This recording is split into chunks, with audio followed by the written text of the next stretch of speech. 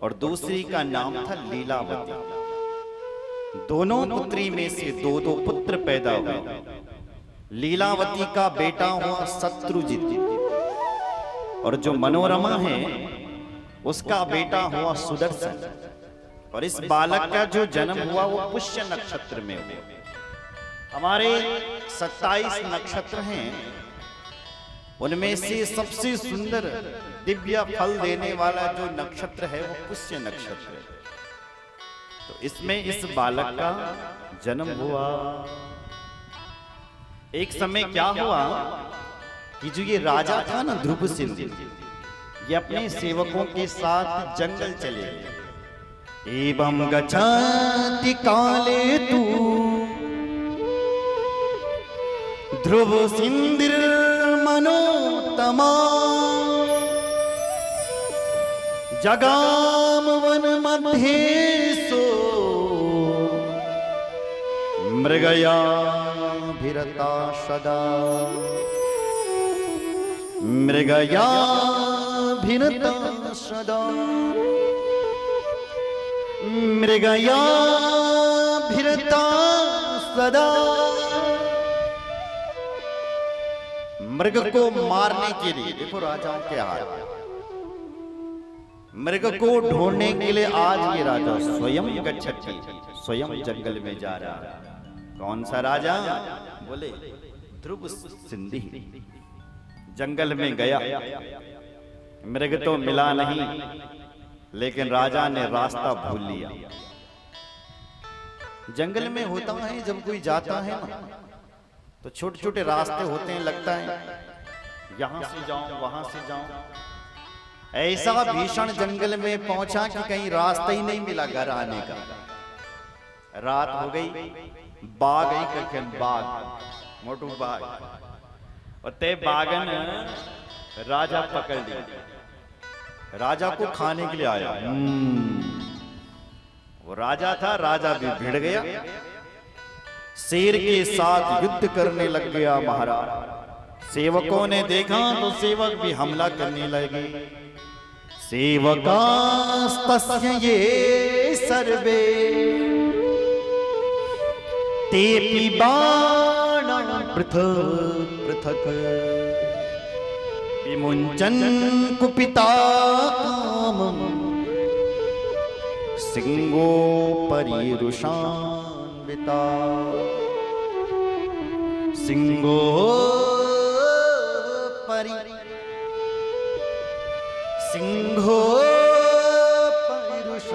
सिंहोपरिरुषान्विता। आज ध्रुवसिंहि नाम का राजा सिंह के साथ महायुद्ध कर रहा है। भयंकर युद्ध हो रहा है जंगल में, सेवक भी लगे हुए हैं। पर शेर इतना खतरनाक था कि उस शेर ने राजा को बीच से फाड़ दिया। राजा मर गया।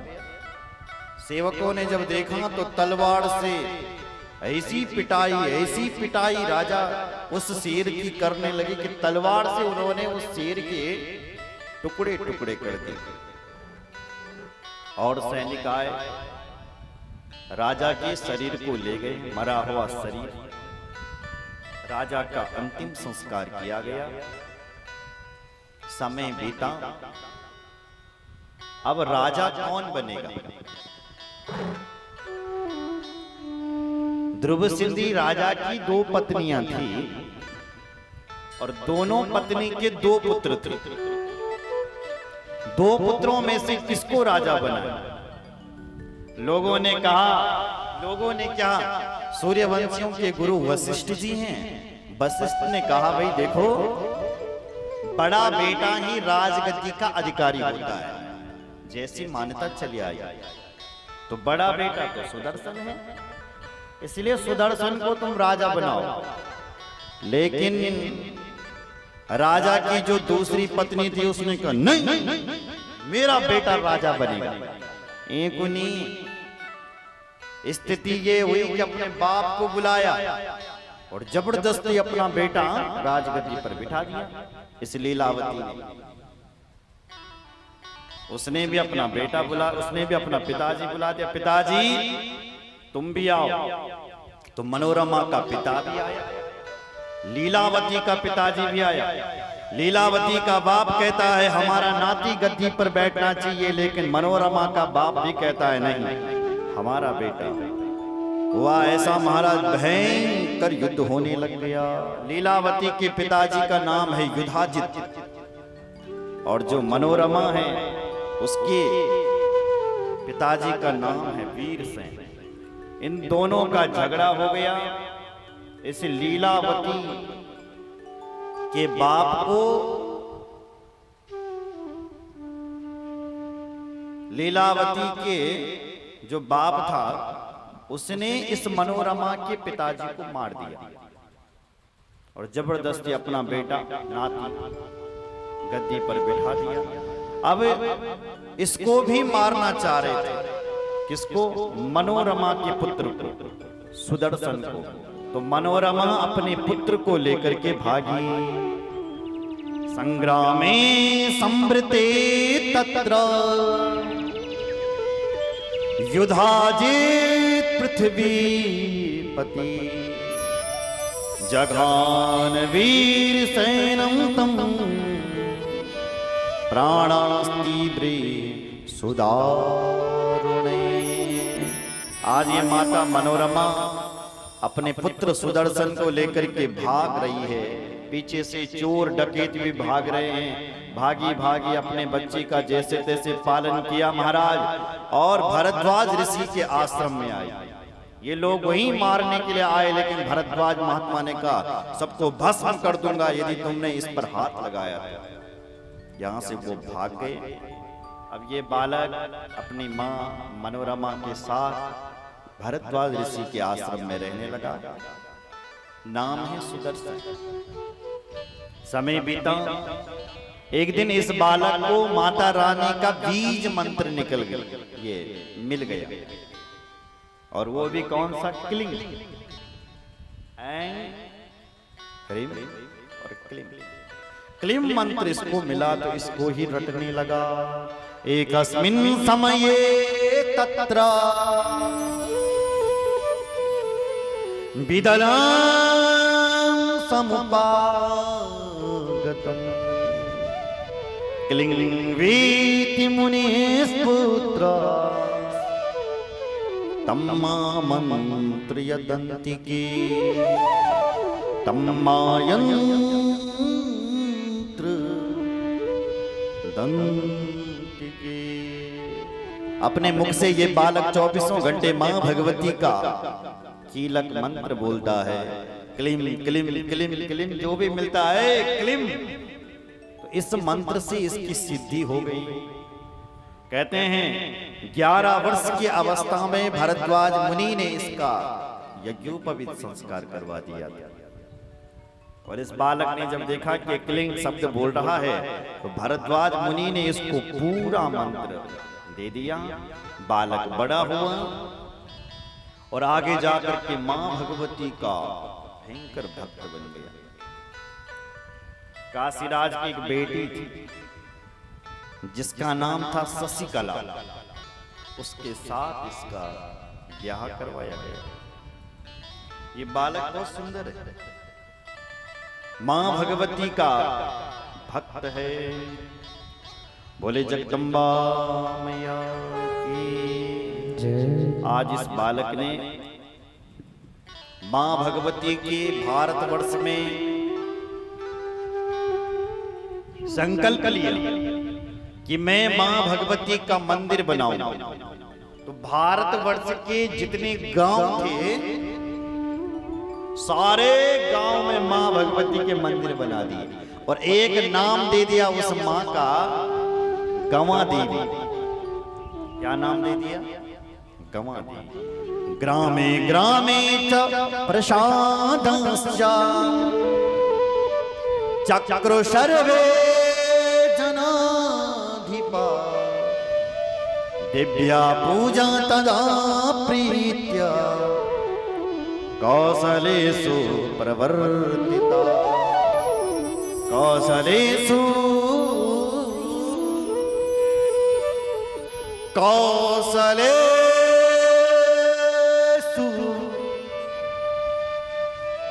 प्रवर्तिता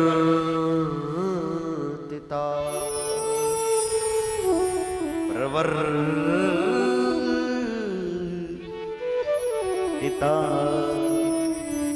आज भी हमारे गढ़वाल में या कहीं भी भारतवर्ष में आप चले जाइए, जहां गांव होंगे, जहां शहर होंगे, मां भगवती का मंदिर जरूर होगा। और उस देवी का नाम है गंवा देवी। अब लोगों ने उसके अलग अलग नाम रख दिए। जैसे राजाओं लोग पूज करके आया तो हो गई राज राजेश्वरी, गैरुला बंधु पूज करके आया है तो हो गई गहरे की देवी। बुरांसों के बीच मां भगवती की पूजा होने लगी तो हो गई बुरांस खंडा।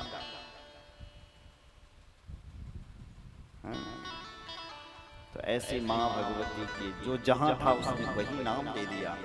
लेकिन मां भगवती का जो पुरातन नाम है तो सुदर्शन ने रखे, वो भी गंवा देवी। ऐसा कोई गांव नहीं था जिस गांव में इसने मां के मंदिर न बनाए। हर गांव ये सुंदर बेटा है। बोलो जय श्री राम।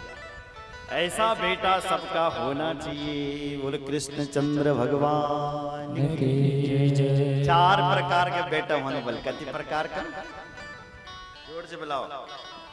4 प्रकार का। एक बेटा होता है लेनदार पुत्र, जो बाप से लेने के लिए ही आया हुआ है। लेनदार बेटे कहते हैं बोला, पिताजी कमाने लगे, बेटा खर्च करने लगे। पिताजी कमाए और बेटा उड़ाए, वो लेनदार केवल लेने के लिए आया। एक होता है दुश्मन पुत्र, पिताजी कमाए और पिताजी की संपत्ति को जो बर्बाद करे उसको कहते हैं दुश्मन पुत्र।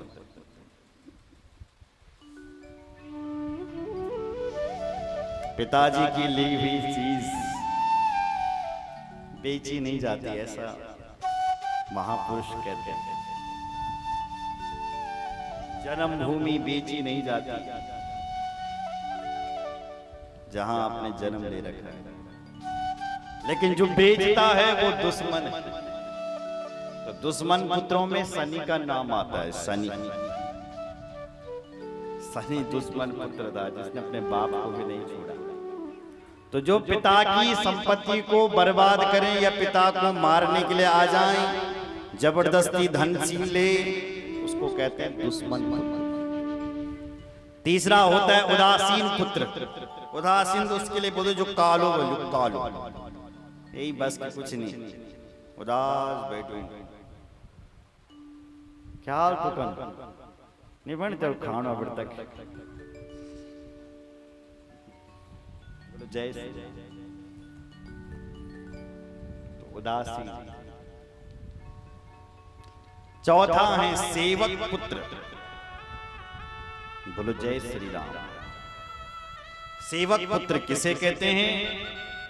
बोले जो पिताजी कमाए और पिताजी के साथ जो और बढ़ोतरी करें और कमाए। पिताजी 15,000 कमाता है तो बेटे ने 5,000 कमा करके दे दी, ऐसे पुत्र को सेवक पुत्र कहते हैं। पिताजी ने कुछ कहा नहीं, बेटा ने कहना मान लिया, ऐसा भी सेवक पुत्र कहा जाता है। सेवक पुत्रों में भगवान राम हुए। सेवक पुत्रों में श्रवण कुमार का नाम सुना आपने? श्रवण कुमार हुआ। सेवक पुत्रों में पितामह भीष्म हुए, गंगे का पुत्र।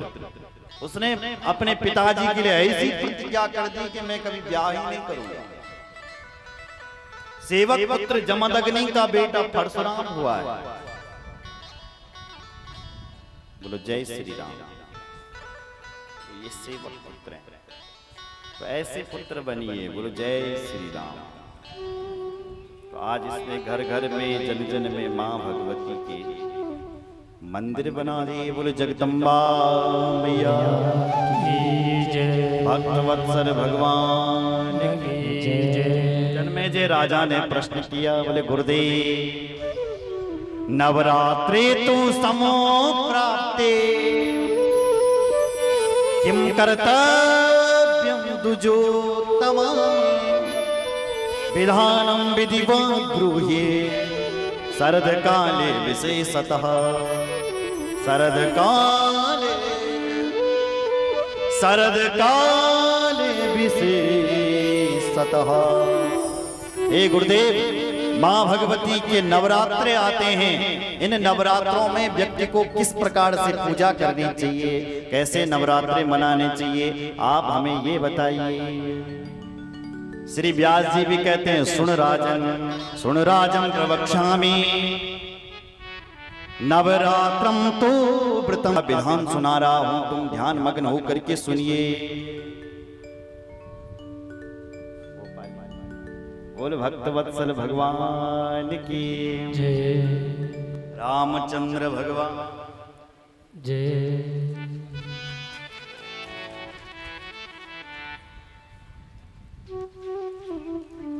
बोल भक्तवत्सल भगवान की जय। शरद काले विशेषेण कर्तव्यम विधि पूर्वकम।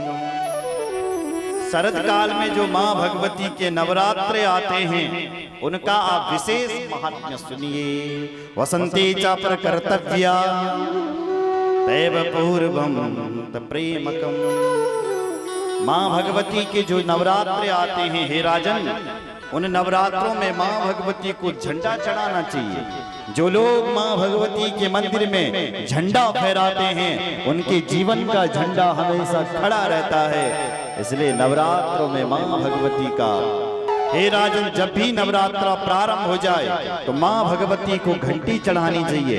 जो लोग माँ भगवती को नवरात्रों में घंटी, वह लोग स्वस्थ रहते हैं जो माँ भगवती के नवरात्रों में घंटी चढ़ाते हैं। उठाना चाहिए तो अमावस्या को माँ भगवती की तैयारी करनी चाहिए। अमावस्या के दिन माँ भगवती का दीपक जलाना चाहिए। अमावस्याम च संप्राप्य संभरम कल्पये शुभम। अमावस्या के दिन दीपक जला देना चाहिए। बोलो जय श्री राम। उसके बाद क्या करें? बोले अमावस्या के दिन ही मंडप बनाना चाहिए। मंडपस्थों पर कर्तव्या समय काले शुभ स्थान, शुभ जल, शुभ जगह, ऐसी जगहों पर माँ भगवती का पाठ करें। आचार्य जी को बुलाएं। कितने लोग हैं जो अपने घर में भी ब्राह्मण बिठा आ रखा है यहाँ कोई? बोलो जय श्री राम। हरियाली किस किसने डाल रखी? ताली बजाओ, बहुत अच्छा करे आपका।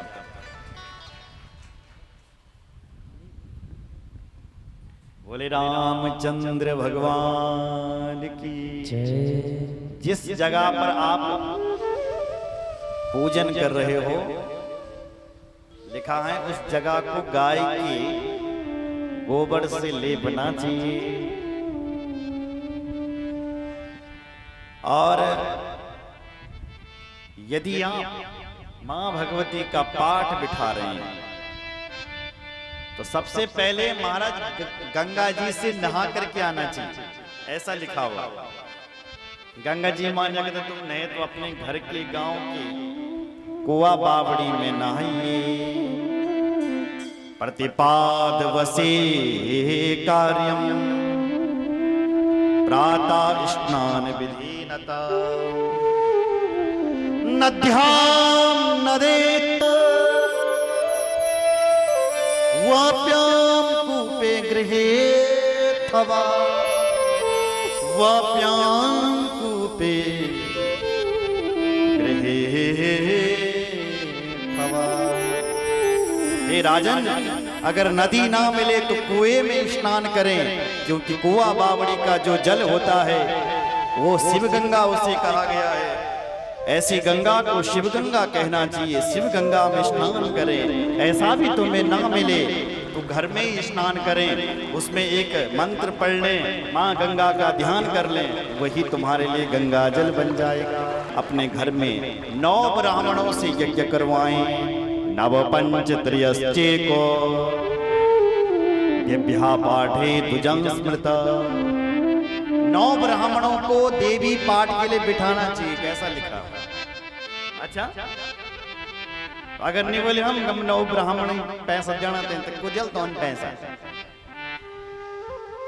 बोले, फिर आप 9 न भुलाएं, फिर आप 5 ब्राह्मणों को रखें, 5 नवपंच, हो सके तो 9 रखें, 9 नहीं रख सकते हैं तो 5 रखें। बोले 5 ब्राह्मण भी नहीं रख सकते तो बोले त्रियः, 3 ब्राह्मणों को रखें। बोले 3 भी नहीं रख सकते तो बोले एकम, 1 ब्राह्मण को रखें, उससे अपने घर में पाठ करवाएं। घट की स्थापना करें, शुभ मुहूर्त, शुभ दिन, शुभ लक्षण, शुभ नक्षत्र, नक्षत्र का बहुत बड़ा महत्व होता है। हमारे नक्षत्र कुछ ऐसे हैं जो बहुत फल देते हैं, इसलिए शुभ नक्षत्र में घट की स्थापना हो जाए, चल करके आ जाता है। कलश में सारे व्रत चल करके आ जाते हैं, सारे देवताओं उसमें बैठ जाते हैं, इसलिए कलश ही मेन होता है। देवी भागवत में बोलो जय श्री राम, कलश में भी 5 पत्ते लगाने चाहिए, ऐसा लिखा है, तभी तो कहते हैं घट स्थापना। पंच पल्लव संयुक्तम वेद मंत्रे सुसंस्कृतम। किसी वैदिक ब्राह्मण को बुला करके मां पाखर और गुल्लर, ये 5 पत्तों से उस दिव्य कलश को सजाना चाहिए। और कलश में हो सके तो तीर्थों का जल डालना चाहिए। सुतीर्थम जल संपूर्णम हेम रत्ने सुसमन्वितम। हे राजन, हमारे कलश में तीर्थों का जल पड़ना चाहिए, तब वह हमें उत्तम फल देता है, हमारी मनोकामनाओं को पूर्ण करता है। हेम रत्ने, कलश में पैसा भी डालना चाहिए। इस प्रकार से कलश पूजन करें, फिर मां भगवती का पूजन करें। मां भगवती को 7 प्रकार के फल चढ़ाएं। कितने प्रकार के? 7 प्रकार के। बोले कौन कौन से गुरुदेव? तो लिखा है नारिकेलेर मातुलिंगे दाड़िमीक दली फले नारंगेपन सच्चेव तथा पूर्ण फले सुबे। हे राजन, मां भगवती को नारियल चढ़ाना चाहिए, सूखा नहीं, पानी वाला नारियल। सूखा नारियल देवताओं को चढ़ता है, मां भगवती को जटा वाला नारियल, पानी वाला नारियल चढ़ा, जैसा मिल जाए चढ़ा लो। दूसरा है अनार का फल, दाड़िमी का फल, अनार मां भगवती को चढ़ाना। तीसरा फल है नींबू, ये भी मां को चढ़ाना चाहिए। केला, नारंगी, कटहल और ये बिल्ल फल, ये 7 प्रकार के फल होते हैं। नारियल, अनार, नींबू, केला, नारंगी, कटहल और बिल्ल फल, ये 7 प्रकार के फल चढ़ाने चाहिए तो व्यक्ति की मनोकामना पूर्ण होगी। जब भी आप नवरात्रों का व्रत लें तो हो सके नित्यम भूम्यो च शयनम, ये राजन भूमि शयन करना चाहिए और मां भगवती की आराधना करनी चाहिए। उसके बाद श्री व्यास जी कहते हैं राजन, अष्टमी के दिन मां भगवती का कन्या पूजन करें। आगे लिखा है 1 साल की बेटी का पूजन ना करें, 2 साल से लेकर के 10 साल तक की बेटियों का पूजन करना चाहिए। 1 वर्षा न कर्तव्या कन्या पूजा विधो नृपा प्रज्ञातु भोगाना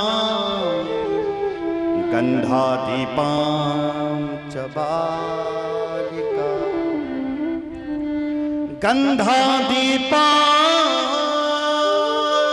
च गंध गंध गंधारी चबालिका। एक वर्षा न कर्तव्य, एक साल की बेटी का पूजन ना करें, 2 साल की बेटी का पूजन करें, क्योंकि 2 साल की जो बेटी है उसका नाम कुमारी है। कुमारी का तो प्रोक्ता द्विवर्षा या भवेतिहा। 2 वर्ष की बेटी मां कुमारी। त्रिमूर्ति त्रिवर्षा, 3 साल की बेटी ही त्रिमूर्ति है। 9 देवी भागवत में त्रिमूर्ति लिखा है। कल्याणी चतुर्सप्तिका, 4 वर्ष की बेटी कल्याणी, 5 वर्ष की बेटी रोहिणी है। रोहिणी 5 वर्षा, रोहिणी 5 वर्ष की है। 6 वर्षा काली का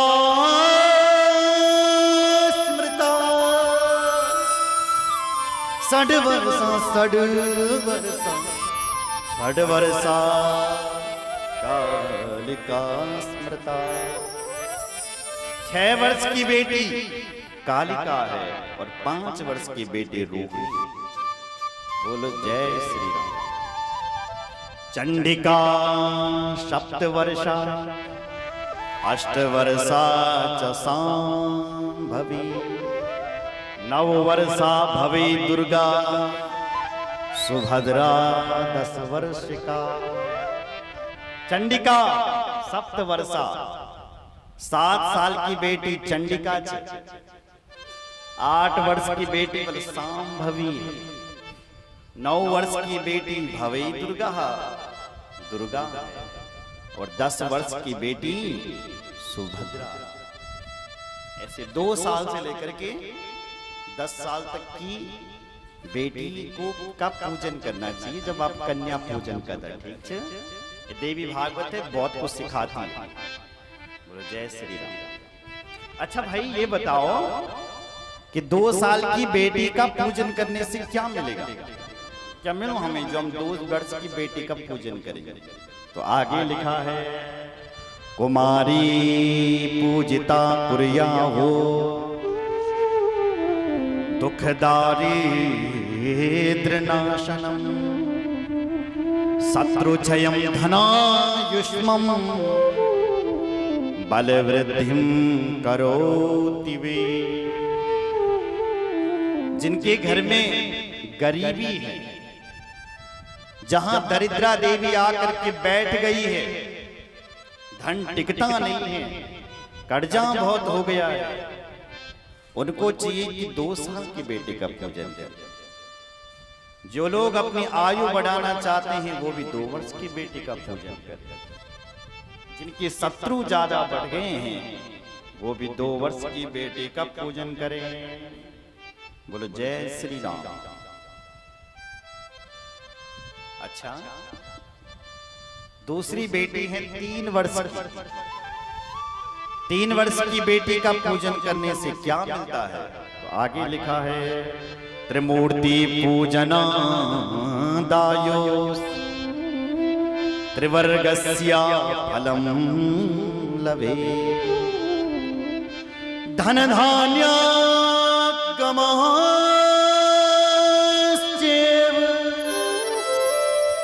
पुत्र पौत्र दिव्या, पुत्र दिव्या,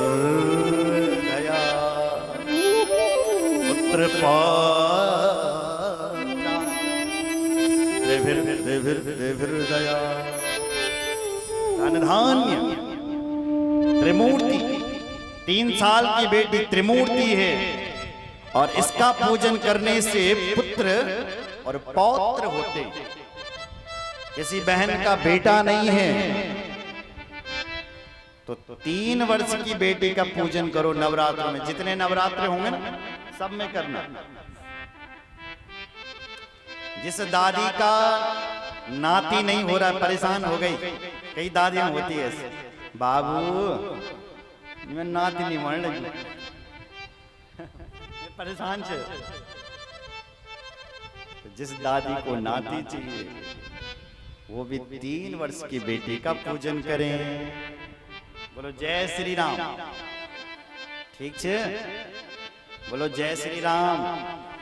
जोर से बोलो, और जोर से। हाँ, 4 वर्ष की बेटी का पूजन करने से क्या मिलता है सुनिए जरा। विद्यार्थी विजयार्थी च राजर्थी यस्य पार्थिवा सुखार्थी पूजये नित्यम कल्याणी सर्वका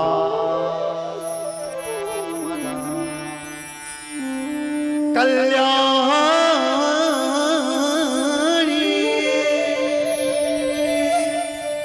कल्याणी कल्याणी कल्याणी सर्वका।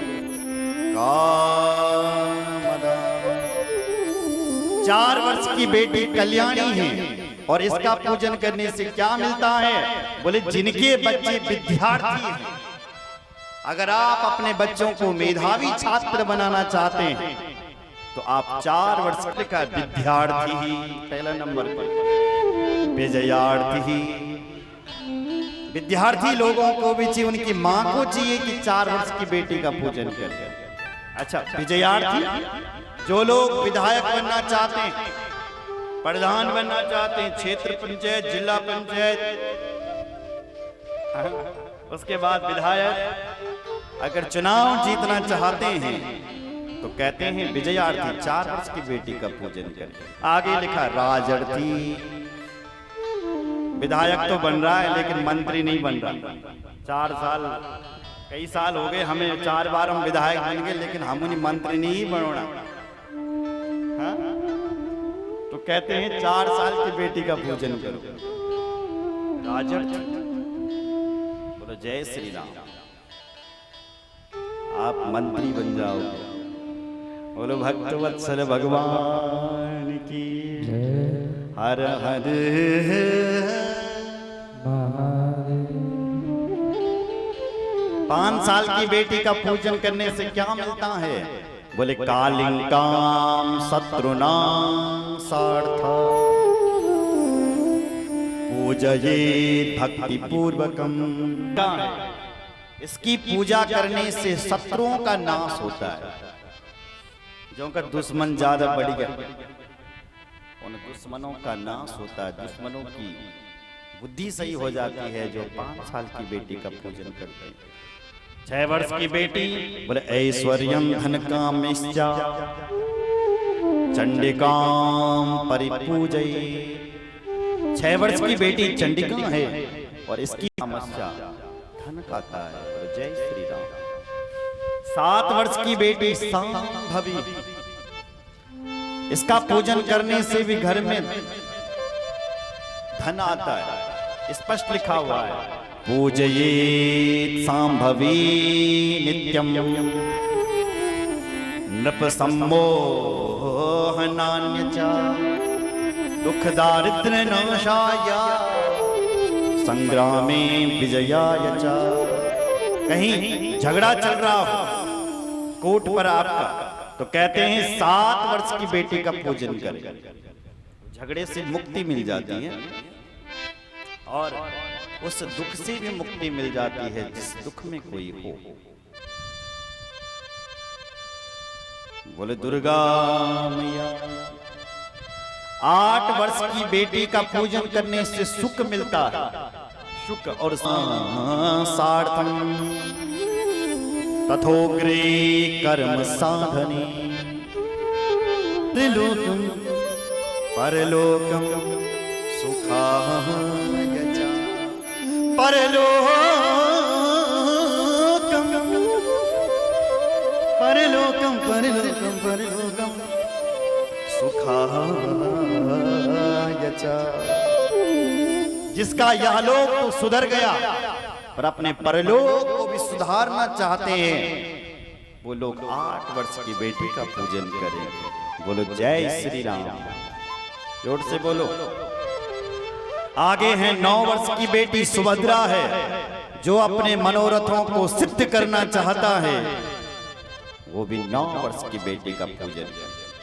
अब आओ 10 वर्ष की, जिन पर अच्छा जो लोग बीमार रहते हैं, डॉक्टर ने कह दिया जितनी हो सके इनकी सेवा करो।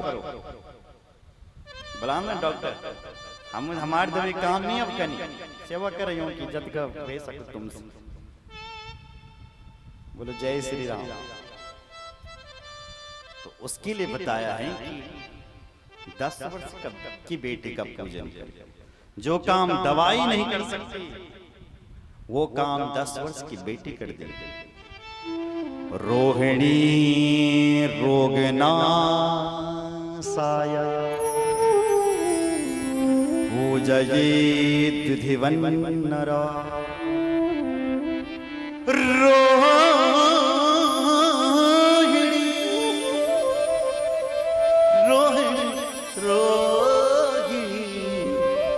रोहिणी रोग नाशाय। 10 वर्ष की बेटी रोहिणी है और ये हमारे रोगों को शांत करती है। बोलो जय श्री राम। इस प्रकार से कन्या पूजन करें। और कब करें? अष्टमी के दिन को। कौन सी के दिन? कल है अष्टमी, तो कल करें। जो अष्टमी को नहीं कर सकते वो नवमी को करें। इस प्रकार से करें। कुछ लोग ऐसा भी करते हैं, आज एक नवरात्र है तो एक बेटी का पूजन, कल दूसरा नवरात्र है तो 2 बेटे का, परसों तीसरा है तो 3 बेटे का, नरसों चौथा है तो 4 बेटे। डेली बेटियों का पूजन करते हैं। हे राजन, बेटियों का पूजन करने से मां प्रसन्न होती है। और इधर देखो, मेरी ओर सुनो, इधर सुनो। चारों वर्णों की बेटी पूजनीय है। ब्राह्मण की बेटी का पूजन करोगे, ध्यान से सुनो, तो ज्ञान शक्ति मिलेगी। कौन सी शक्ति? जोर से बोलो, आवाज नहीं आई। हाँ, ज्ञान शक्ति बढ़ेगी। अगर आप क्षत्रिय की बेटी का पूजन करोगे तो बल शक्ति बढ़ेगी, बल। अगर आप वैश्य की बेटी का पूजन करोगे तो वित्त शक्ति बढ़ेगी, धन कमाने की शक्ति बढ़ेगी। और यदि चतुर्थ वर्ण का व्यक्ति हरिजन की बेटी का पूजन करोगे तो क्रिया शक्ति बढ़ेगी। सुन रहे हो? ब्राह्मण की बेटी का पूजन करोगे तो ज्ञान शक्ति बढ़ेगी। क्षत्रिय की बेटी का पूजन करोगे तो बल शक्ति, और वैश्य की बेटी का पूजन करोगे तो क्रिया शक्ति, और नहीं धन कमाने से वित्त शक्ति। और चतुर्थ वर्ण की बेटी का पूजन करोगे तो क्रिया शक्ति बढ़ेगी। चारों वर्णों की बेटी पूजनीय है। हे राजन, जो बेटियों की हत्या करते हैं उनको कन्या पूजन नहीं करना चाहिए। कन्या पूजन का उनको फल नहीं मिलता है। ऐसे लोगों को धिक्कार है जो बेटियों की हत्या। अब तो शायद सरकार ने मना कर दिया, पहले लोग अपने पेट में ही बेटियों की हत्या करते थे, अब तो कानून लग गया है, सजा मिलेगी उसे। बोलो जय श्री राम। इसलिए बेटियों का पूजन करना चाहिए। बोलो भक्त वत्सल भगवान। की जय। आगे ये